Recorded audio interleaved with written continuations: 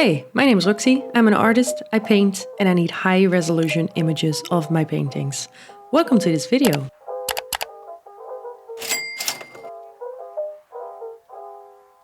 Hiring a photographer to make photos of your work is expensive. So unless I really need to, I would rather do it myself.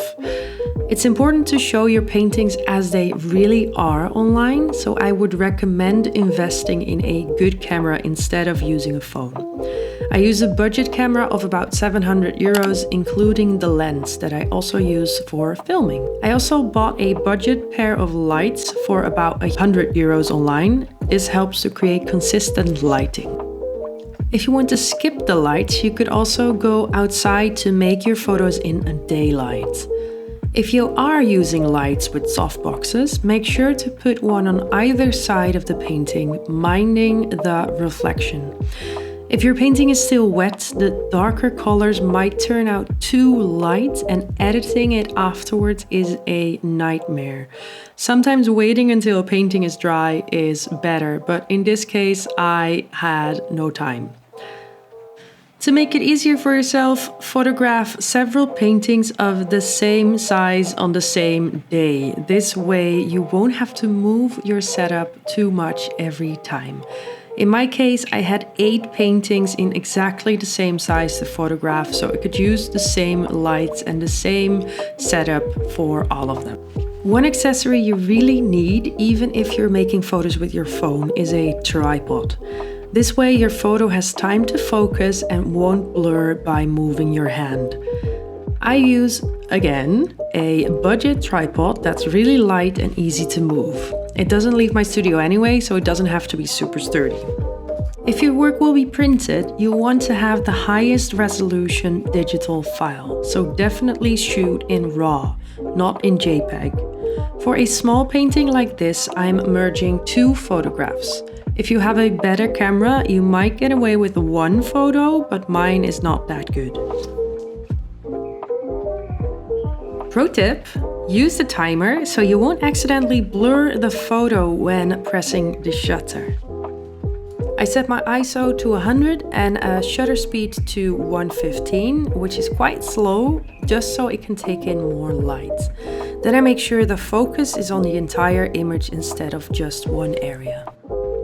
And then it's time to make your photographs. First the top part, and then I lower my entire camera without moving the tripod.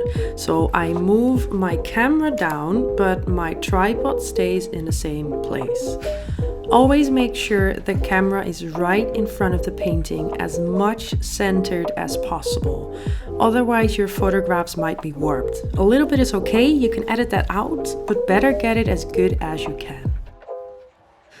I also made some studio shots that I'm not going to use for prints, just the paintings hanging on the wall. I just turned my camera around to do that.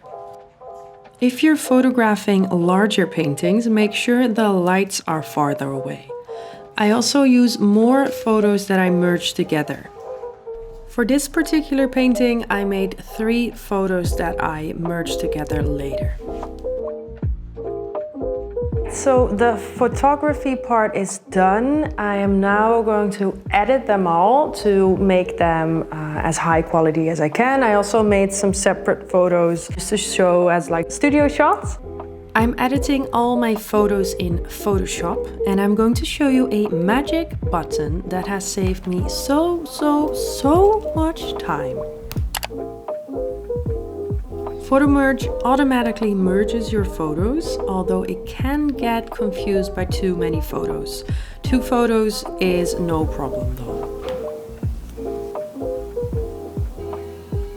The first thing I do is crop my image so that there is just a small white border around, and then I merge the 2 layers that Photo Merge used to one layer.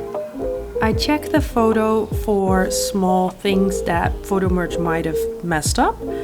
And then I go into Camera Raw to work on the white balance and the general color. The settings I adjust are the contrast, the shadow, the whites, the blacks, the greens, the warmer tones, and the vibrance and saturation. So a little bit of everything. What I noticed is that the light area is a little bit too dark, so I want to lighten it a bit. And I do that by using the dodge tool in a really big brush. I then use select color range because I want to lighten the white background around the painting. I think gray doesn't look good as a background and I want it to be as light as possible without removing all the shadow. To make the shadows lighter, I use image adjustments levels. Then I give the painting a look over, really zoomed in to see if there are any spots I need to correct, and then I can save it. Because I'm using it as a print, I also save a version without the white border. There's not one fix to all of your problems photographing your artwork. So here you see some of the editing I did on a few paintings. Sometimes colors don't really match and I cut out parts to recolor them. Sometimes I use the spot healing brush to edit out some dust. Take your time, because if the photo is good, you won't have to do this ever again. And if the work sells, you won't have a good image. I always save my files as TIFF images because that's the way you lose the least quality. And then I size them down as well and save them as lower resolution JPEGs because those smaller files are easier to send via email and to upload to your website. And this is how they look. If I'm making a print, I always crop the painting and add a white border. On my website, I show the canvas sides as well. I hope this helped and good luck with your photos.